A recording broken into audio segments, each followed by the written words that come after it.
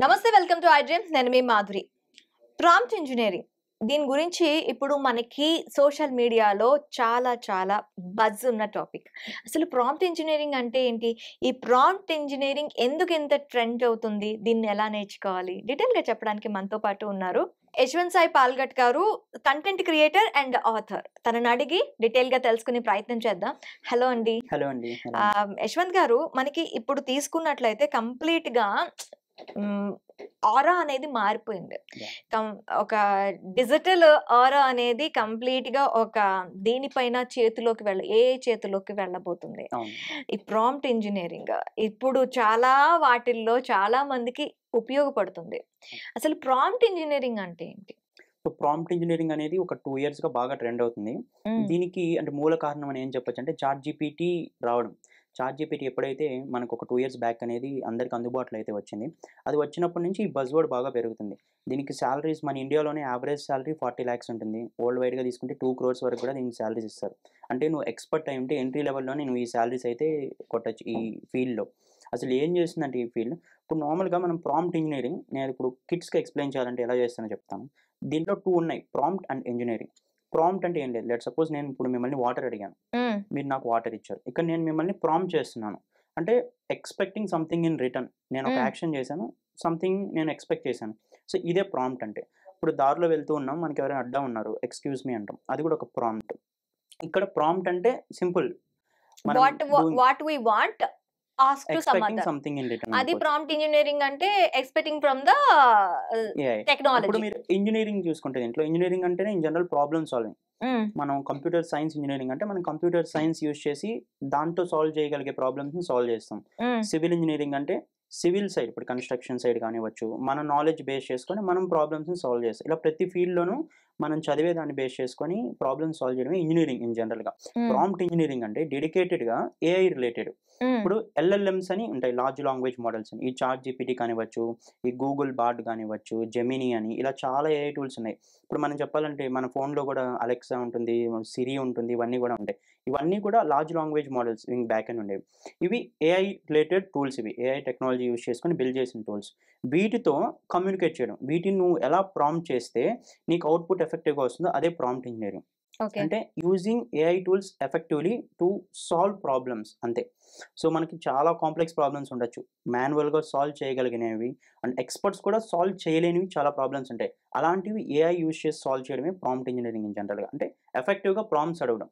ఇప్పుడు చాట్ జీపీటీని మనం ఒక 5 ఇయర్ కిట్‌కిచ్చి యూజ్ చేయమంటే నార్మల్ ర్యాండమ్‌గా ఏదో ఒకటి అడుగుతారు. హ్మ్. మనం ఒక ఎక్స్‌పర్ట్‌కిచ్చి యూజ్ చేయమంటే తను ఇంకోలా అడుగుతాడు. బట్ ఇక్కడ ఎవరు ప్రాబ్లమ్ సాల్వ్ చేస్తున్నారనేది ఇంపార్టెంట్. ఇప్పుడు మనం జస్ట్ క్యాజువల్‌గా కూడా చాట్ చేస్తూ ఆడుకోవచ్చు చాట్ జీపీటీతో.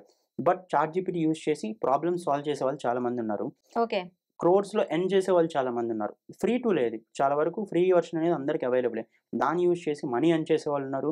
వాళ్ళ జాబ్స్‌లో 8 హవర్స్ చేసే వర్క్స్‌ని 8 మినిట్స్‌లో చేసేవాళ్ళున్నారు. హ్మ్. సో, ఇలాగ చాలా చేయొచ్చు. దాన్ని మాస్టర్ చేయడమే ప్రాంప్ట్ ఇంజినీరింగ్ ఇన్ జనరల్‌గా. ఓకే. అసలు దీంతో కెరియర్‌ని ఎలా సెట్ చేసుకోవచ్చు? ఇప్పుడు మనం ఏ ఫీల్డ్ తీసుకున్నా, హ్మ్. ఏ ఫీల్డ్ తీసుకున్నా ఒక లిటరల్లీ మనం ప్రాంప్ట్ ఇంజినీరింగ్ యూజ్ చేసి మన ఫీల్డ్‌లో ఉన్న వర్క్‌ని తగ్గించుకోవచ్చు. హ్మ్. ప్రొడక్టివిటీని పెంచుకోవచ్చు. అలానే మనీ ఎర్న్ చేయొచ్చు. ఏ ఫీల్డ్ తీసుకున్నా కూడా.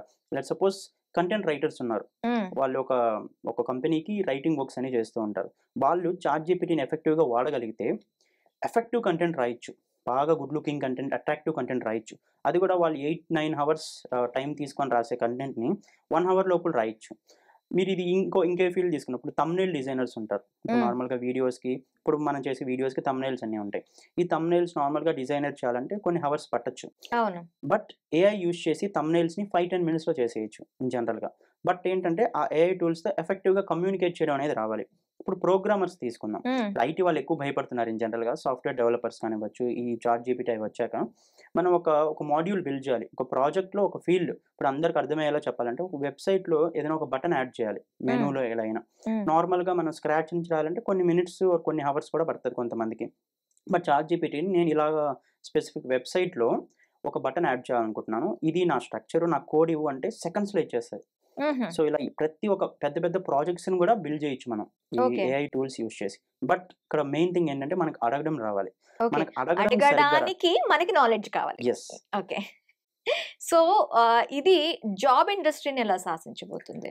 ఎలా అంటే ఇప్పుడు కంపెనీస్ ఎలా చూస్తున్నాయంటే ప్రతి ఒక్కరికి వాళ్ళ కోర్ నాలెడ్జ్‌తో పాటు ఇలా ఏఐ స్కిల్స్ కూడా రావాలని చెప్తున్నారు. రీసెంట్‌గా మైక్రోసాఫ్ట్ అండ్ లింక్డ్ఇన్ ఒక సర్వే కండక్ట్ చేసింది. ఇప్పుడు Microsoft and LinkedIn okay enterprise కిందే ఉన్నాయి. సో వాళ్ళు ఒక స్టేట్మెంట్ అయితే ఇచ్చారు. రానున్న 2 ఇయర్స్‌లో ఈ prompt engineering or basic AI skills use చేయడం రాకపోతే జాబ్‌లోకి తీసుకోవడం చాలా కష్టమని చెప్పారు. అది ఆ స్టేట్మెంట్ వచ్చింది నార్మల్ స్టార్టప్ కంపెనీ నుంచి కాదు. మైక్రోసాఫ్ట్ లాంటి పెద్ద కంపెనీ నుంచి వచ్చింది మనకు.